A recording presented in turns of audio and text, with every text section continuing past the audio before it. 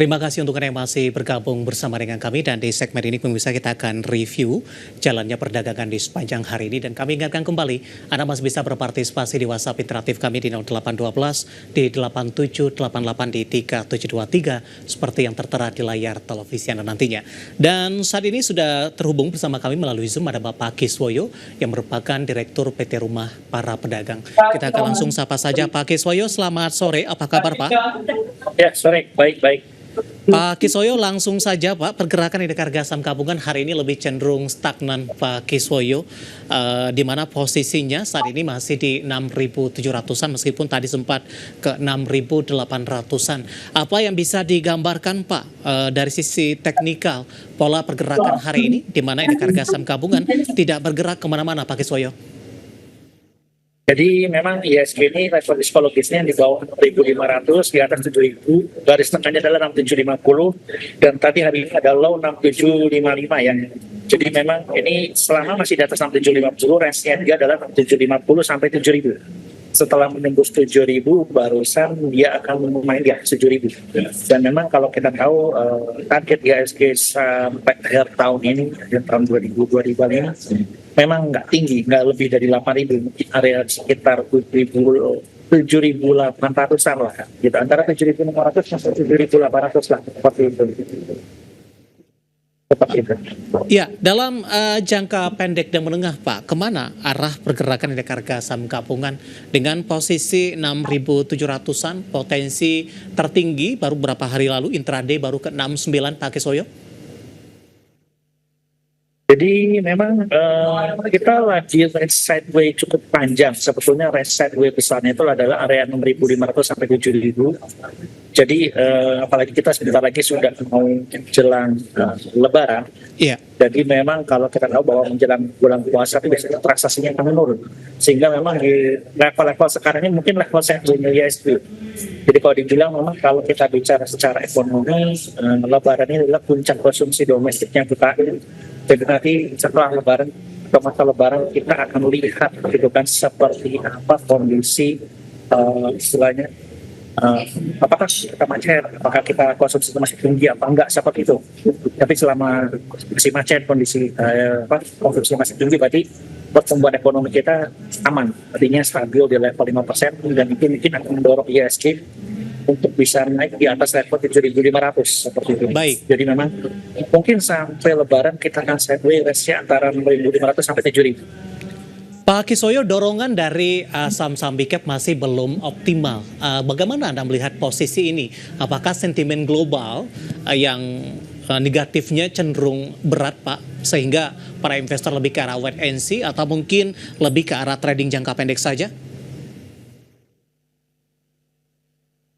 Memang sebentar lagi ini sebenarnya adalah musim bagi dividen, terutama untuk empat bank besar seperti BCA, BRI, Mandiri, BBNI, Astra Telkom ini sebentar lagi akan musim bagi dividen besar.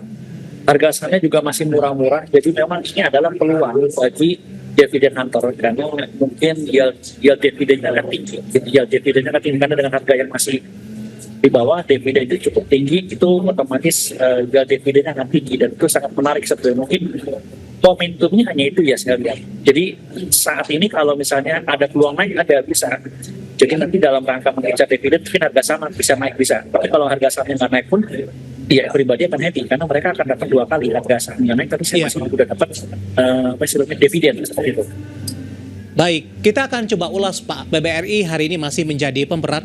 Pak Kiswoyo melemah di 2,74% dan kembali meninggalkan level 4.000-an Pak Kiswoyo. Ya benar, jadi memang bank-bank besar ini masih ada tekanan karena ini berkaitan dengan isu Danantara biarpun sebetulnya isunya lucu. Jadi isunya dengan pembentukan Danantara nanti semua duit nasabah yang tabung atau deposito akan digunakan untuk Danantara enggak.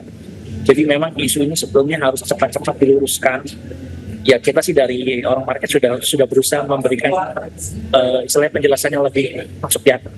Jadi artinya tidak ada uang yang tabung di bank BUMN, uang tabungan deposito yang digunakan untuk dikelola investasi Danantara bukan. Jadi sebetulnya Danantara itu kan memiliki, nanti kan gini, misalnya Mandiri, BRI sama BNI. itu dimiliki oleh pemerintah Republik Indonesia saat ini.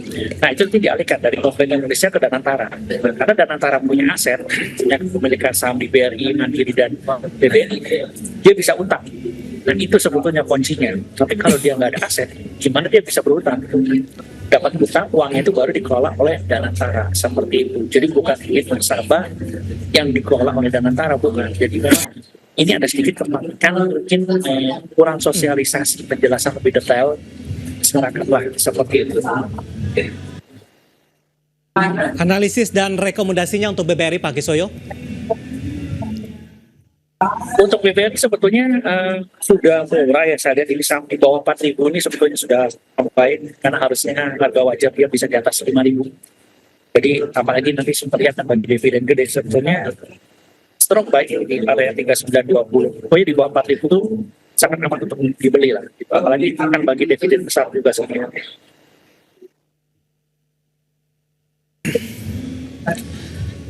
Baik, kita bergeser ke BBCA Pak. Hari ini berhasil menguat Pak Kisoyo. Ya memang kalau kita lihat BBCA ini sebetulnya kan memang lagi murah juga. Jadi di bawah 10.000 ya. Jadi biasanya dia ini susah sekali saya lihat untuk di bawah 10.000. Tapi kali ini masih di bawah 10.000, bahkan di bawah 9.000 lagi kalau saya lihat ya. Ini terakhir kan angka 9.000 pas. Jadi sebetulnya di bawah 9.000 ini harga yang sangat menarik sekali untuk dibeli. Jangan lupa bahwa BBCA ini sahamnya dari tahun ke tahun selalu bikin new high baru.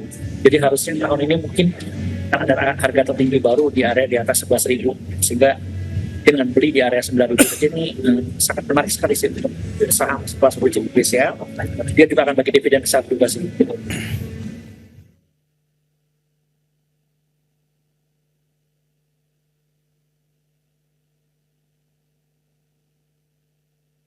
Seperti apa BMRI Pak Kisoyo? Bank Mandiri, ini juga sama sebetulnya murah, yang pasti dia akan bagi dividen besar juga, area apalagi sudah mendekati area 5.100 ya. Jadi ini sudah sangat murah. Kalau apalagi kalau sampai turun di bawah 5.000 ini sudah pasti strong buy juga. Kalau kita bicara harga wajar, dia harusnya bisa menuju ke area 7.500 sampai 8.000 bisa sebetulnya gitu. Jadi bagi dividen juga segitu. Ya baik, analisis dari saham-saham perbankan Big Cap pemirsa, nanti kita akan lanjutkan kembali saham pilihan yang direkomendasikan dan juga update penutupan perdagangan di sesi kedua. Kami akan segera kembali sesaat lagi.